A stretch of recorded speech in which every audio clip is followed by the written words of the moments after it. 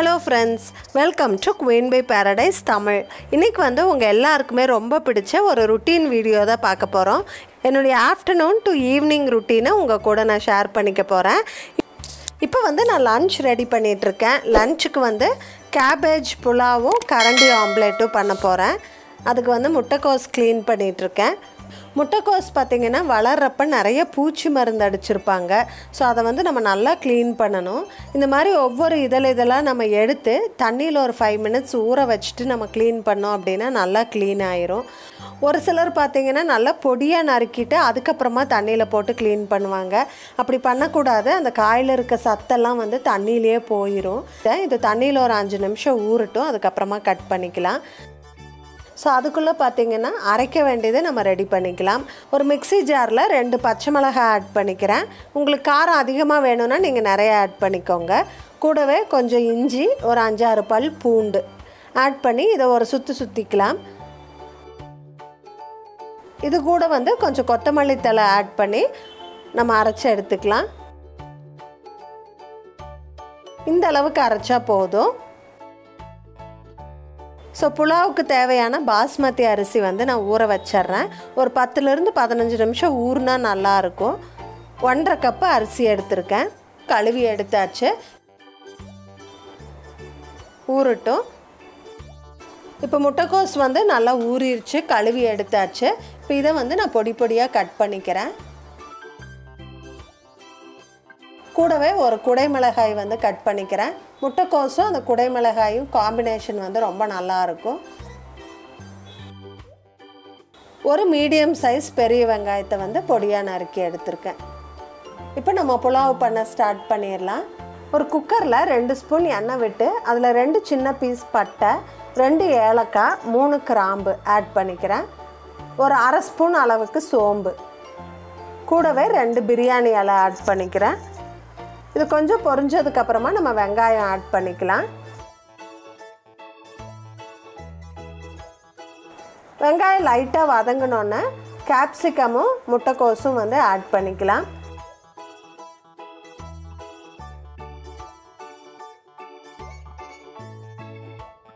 கொஞ்சம் உப்பு போட்டு வதக்கிக்கலாம்.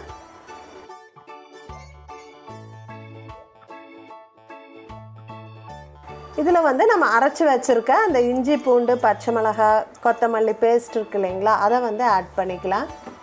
இது வந்து நல்ல எண்ணெயிலேயே இந்த காய்கறி இஞ்சி பூண்டு அதெல்லாம் பச்சை வாசனை போற வரைக்கும் ஒரு 5 நிமிஷம் நல்லா வதங்கட்டும். இப்போ 5 நிமிஷமா நல்லா வதங்கிருச்சு. இப்போ வந்து தண்ணி ஆட் பண்ணிக்கலாம். 1 கப் அரிசிக்கு 1.5 கப் அளவுக்கு தண்ணி ஆட் பண்ணனும். நான் 1.5 கப் எடுத்துர்க்கங்காட்டிக்கு 2.25 கப் தண்ணி வந்து ஆட் பண்ணிக்கிறேன்.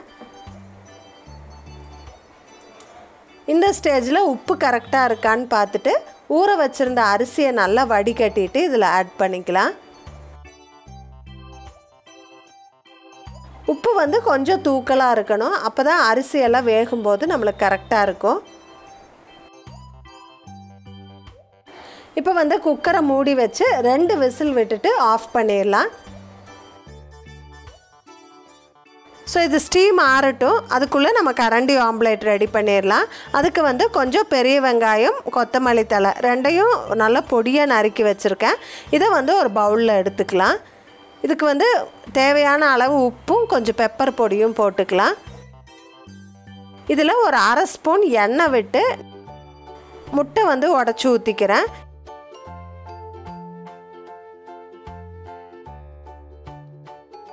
நொர வர அளவுக்கு இந்த அளவுக்கு நம்ம பீட் பண்ணி வச்சுக்கணும்.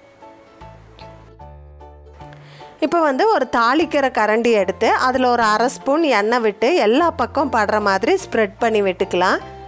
இப்போ இதுல வந்து நம்ம அடிச்சு வச்சிருக்கிற முட்டையை ஊத்திரலாம்.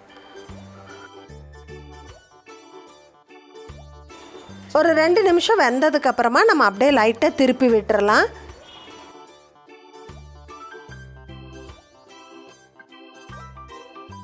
இத வந்து இப்படி திருப்பி விட்டு 2 சைடும் நல்லா குக் பண்ணதுக்கு அப்புறமா பாத்தீங்கன்னா இப்படி இருக்கும். இத வந்து நம்ம ஒரு பிளேட்டுக்கு ட்ரான்ஸ்ஃபர் பண்ணிரலாம். பாருங்க கரண்டி ஆம்லெட் ரெடி ஆயிருச்சு. பார்க்கவே ரொம்ப சூப்பரா இருக்கு. இப்போ வந்து நம்ம குக்கரை ஓபன் பண்ணி பார்த்தறலாம். சோ cabbage புலாவும் ஜம்முன்னு ரெடி ஆயிருச்சு. அடிப்பிடிக்கவே இல்லை, நல்லா உதிரி உதிரியாக சூப்பராக வந்திருக்கு. ஸோ இதையும் வந்து நம்ம சர்வ் பண்ணிடலாம். ஸோ ஆவி பறக்க கேபேஜ் புலாவும் கரண்டி ஆம்லேட்டும் ரெடியாக இருக்குது. ரொம்ப டேஸ்ட்டாக இருக்கும். கண்டிப்பாக உங்கள் வீட்டில் ட்ரை பண்ணி பாருங்கள்.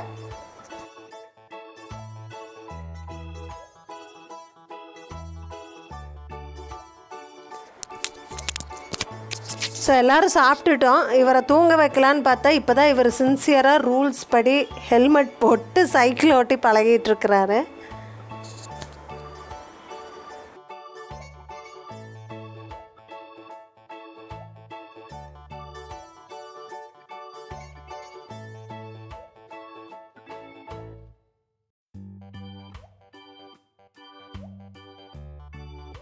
ஸோ மாம்பழ சீசன் முடிய போகுது. இப்போ விட்டால் இனி அடுத்த வருஷம் வரைக்கும் வெயிட் பண்ணணும்.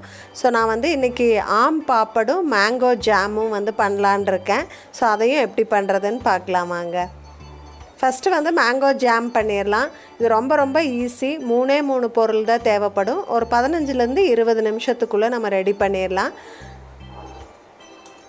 ஸோ ஜாம் பண்ணுறதுக்கு ஒரு 3/4 கிலோ மாம்பழத்தை வந்து தோல் சீவி சின்ன சின்ன பீசஸாக கட் பண்ணியிருக்கேன். அதை வந்து ஒரு மிக்ஸி ஜாரில் போட்டுக்கிறேன். ஸோ 3/4 கிலோ மாம்பழத்துக்கு வந்து 1 கப்பு சர்க்கரை வந்து கரெக்டாக இருக்கும். ஸோ இதை வந்து பீசஸ் எல்லாம் எதுவும் இல்லாத மாதிரி நல்லா பேஸ்ட்டாக அரைச்சிக்கலாம். இப்போ ஸ்டவ்வில் ஒரு கடாய் வச்சு அதில் வந்து இப்போ நம்ம அரைச்சிருக்க பேஸ்ட்டை ஆட் பண்ணிக்கலாம்.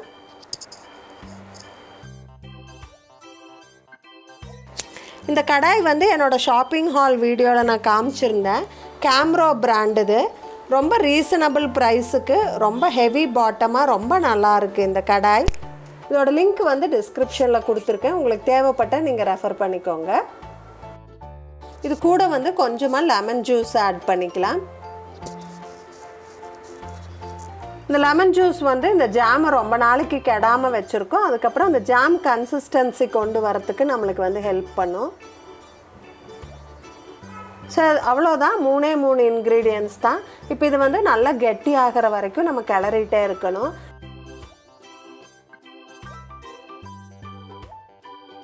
எனக்கு வந்து ஒரு 15 நிமிஷத்தில் வந்து நல்லா கெட்டியாக ஜாம் கன்சிஸ்டன்சி வந்துருச்சு. ஸோ கரெக்டாக பதம் வந்துருச்சான்னு எப்படி கண்டுபிடிக்கிறதுனா, ஒரு பிளேட் எடுத்து நம்ம இப்படி போட்டு பார்த்து பிளேட்டை சாய்ச்சோம்னாலும் அது டக்குன்னு விழுகாது. நல்லா ஜாம் பதத்தில் இருக்கும். ஸோ இப்போ நம்மளுக்கு ரெடி ஆயிடுச்சு. இதை வந்து நம்ம கண்ணாடி ஜாரில் மாற்றி வச்சிடலாம். ஸோ சுத்தமான கண்ணாடி ஜாரில் வந்து இந்த ஜாம் நல்லா சூடாக இருக்கும் போதே நீங்கள் போடுங்க. பாட்டிலெல்லாம் உடையாது. ஸோ சூடாக இருக்கும் போதே நம்ம போட்டோம்னா ரொம்ப நாளைக்கு வந்து ஜாம் நல்லா இருக்கும். ஆனால் உடனே மூடி போட்டு மூடாதீங்க. நல்லா ஆறட்டும். அதுக்கப்புறமா மூடி போட்டு மூடிக்கலாம். பாருங்கள், கலரே ரொம்ப சூப்பராக இருக்குது. ஜாம் கன்சிஸ்டன்சி ரொம்ப நல்லா வந்திருக்கு. ஸோ இது ஆறட்டும். ஆறுனதுக்கப்புறமா நம்ம மூடி போட்டு வச்சுக்கலாம். வெளியிலே வச்சாலும் ஒரு 15 நாள் 20 நாளைக்கு நல்லாயிருக்கும். ஃப்ரிட்ஜில் வச்சோம்னா ஒரு 2-3 மாதம் வரைக்குமே நம்ம யூஸ் பண்ணலாம். நான் வந்து எப்போயும் ஜாமெல்லாம் ஃப்ரிட்ஜில் தான் ஸ்டோர் பண்ணுவேன். ஸோ இப்போ வந்து ஆம் பாப்படு எப்படி செய்கிறதுன்னு பார்க்கலாம். இது வந்து ஸ்வீட்டு, புளிப்பு, உப்பு எல்லாம் கலந்த மாதிரி ரொம்ப டேஸ்ட்டாக இருக்கும். ஸோ இதை எப்படி பண்ணுறதுன்னு பார்க்கலாம் வாங்க. இதுக்கு வந்து ஒரு 1/2 கிலோ மாம்பழத்தை தோல் சீவி சின்ன சின்ன பீசஸாக கட் பண்ணி வச்சுருக்கேன். அதை இந்த மிக்ஸி ஜாரில் ஆட் பண்ணிக்கிறேன்.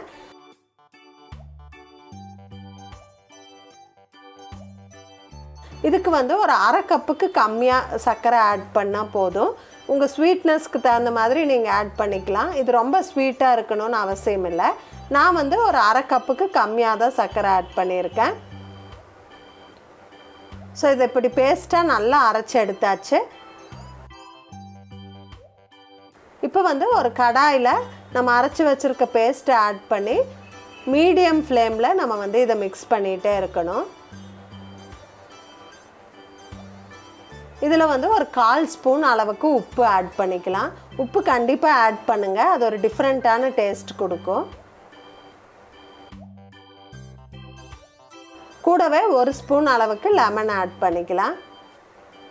அவ்வளோதான். இதுக்கு வந்து 4 பொருள் தான் தேவைப்படும். இதை வந்து நல்லா மிக்ஸ் பண்ணிக்கிட்டே இருக்கலாம். இது வந்து ஒரு 10 நிமிஷத்துக்குள்ளேயே நம்மளுக்கு ரெடி ஆயிரும். இதுக்கு எப்படி வந்து பதம் வந்துருச்சான்னு செக் பண்ணுறது அப்படின்னு பார்த்தீங்கன்னா, நம்ம இப்படி ஸ்பூனில் எடுத்து போட்டோம் அப்படின்னா டக்குன்னு விழுகாமல் நம்ம இப்படி ஆட்டுனா மட்டும்தான் வந்து கீழே விழுகணும். அந்த அளவுக்கு இது கெட்டியாக இருக்கணும். ஸோ இப்போ நம்மளுக்கு வந்து ரெடி ஆயிடுச்சு. இதை ஆஃப் பண்ணிடலாம். இப்போ வந்து ஒரு பிளேட்டில் ஒரு 1/4 ஸ்பூன் நெய் விட்டு நல்லா நெய் ஸ்ப்ரெட் பண்ணிக்கலாம். இப்போ நம்ம செஞ்சு வச்சுருக்க மிக்சரை வந்து அந்த பிளேட்டில் போட்டு ஈவனாக இந்த மாதிரி நம்ம ஸ்ப்ரெட் பண்ணி விட்டுறலாம். கொஞ்சம் திக்காக இருக்கணும், ரொம்ப தின்னாக இருக்கக்கூடாது. நான் வந்து ஒரு பெரிய பிளேட்டு ஒரு சின்ன பிளேட்டு 2 பிளேட்டில் வந்து ஸ்ப்ரெட் பண்ணி வச்சுருக்கேன். இப்போ இது வந்து ஒரு நாள் ஃபுல்லாக காயணும். நீங்கள் வெயில் அடிச்சதுன்னா வெயில்லையும் வைக்கலாம், இல்லை வீட்டுக்குள்ளேயும் வைக்கலாம். இதுக்கு வெயில் வேணும்னு அவசியம் இல்லை. ஒரு நாள் ஃபுல்லாக காஞ்சா போதும். இப்போ வந்து ஒரு நாள் ஃபுல்லாக இது வந்து காஞ்சிருச்சு. ஸோ எப்படி வந்திருக்குன்னு பார்க்கலாம் வாங்க. சாரி, அந்த பெரிய பிளேட்டில் ஸ்ப்ரெட் பண்ணினதை வந்து வீடியோ எடுக்கணுங்கிறத மறந்து போய் நாங்கள் எல்லோரும் சாப்பிட்டுட்டோம். அதனால் சின்ன பிளேட்டு மட்டும்தான் வந்து பாக்கி இருக்குது. இப்போ பார்த்தீங்கன்னா இந்த ஆம் பாப்படை அப்படியே நம்மளால் உரித்து இப்படி எடுத்துட முடியும். இப்போ நம்ம இதை கட் பண்ணி நம்ம சின்ன சின்ன ஸ்கொயர் பீசஸாகவும் நம்ம கட் பண்ணிக்கலாம், இல்லை வேணும்னா இப்படி நம்ம ரோல் பண்ணிக்கலாம். ரொம்ப சூப்பராக இருந்தது டேஸ்ட்டு. அந்த உப்பு டேஸ்ட்டு, புளிப்பு, இனிப்பு எல்லாமே சேர்ந்த மாதிரி ரொம்ப நல்லா இருந்தது. இது வந்து நம்ம ஃப்ரிட்ஜில் வச்சுட்டோம் அப்படின்னா ஒரு 2 மாதம் வரைக்கும் கூட நம்ம வச்சு சாப்பிடலாம். நல்லா காஞ்சிருச்சு அப்படின்னு சொன்னால் இது வந்து கெட்டே போகாது, நல்லாயிருக்கும். எங்கள் வீட்டில் எல்லாருக்குமே இது ரொம்ப பிடிச்சிருந்தது. ஸோ மாம்பழ சீசன் முடியறதுக்குள்ளே கண்டிப்பாக உங்கள் வீட்லேயும் ட்ரை பண்ணுங்கள், உங்களுக்கு நிச்சயமாக பிடிக்கும். நம்ம சேனலில் என்னோடய பொண்ணோட பர்த்டே விலாக் நான் ஷேர் பண்ணியிருந்தேன். அதில் வந்து மேங்கோ குல்ஃபி ஐஸ்கிரீமும் மேங்கோ ஜெல்லி கேக்கும் ரொம்ப ஈஸியாக எப்படி பண்ணுறது அப்படின்னு நான் ஷேர் பண்ணியிருந்தேன். ஸோ அந்த வீடியோவோட லிங்க்கை நான் டிஸ்கிரிப்ஷனில் கொடுக்குறேன். உங்களுக்கு தேவைப்பட்டால் நீங்கள் ரெஃபர் பண்ணிக்கோங்க. மாம்பழ சீசன் முடியறதுக்குள்ளே கண்டிப்பாக இந்த ரெசிபிஸ் எல்லாம் ட்ரை பண்ணுங்கள். எப்படி இருந்ததுன்னு எனக்கு கமெண்ட்ஸில் சொல்லுங்கள். உங்களுக்கு இந்த vlog ரொம்ப பிடிச்சிருந்திருக்கும், யூஸ்ஃபுல்லாக இருந்திருக்கும்னு நினைக்கிறேன். இந்த vlog பிடிச்சிருந்தா எனக்கு ஒரு லைக் கொடுங்க, உங்கள் ஃப்ரெண்ட்ஸ் அண்ட் ஃபேமிலி கூட ஷேர் பண்ணிக்கோங்க. மறக்காமல் நம்ம குயின் பி பேரடைஸ் தமிழ் சேனலை சப்ஸ்கிரைப் பண்ணிடுங்க. தேங்க்ஸ் ஃபார் வாட்சிங். Bye by.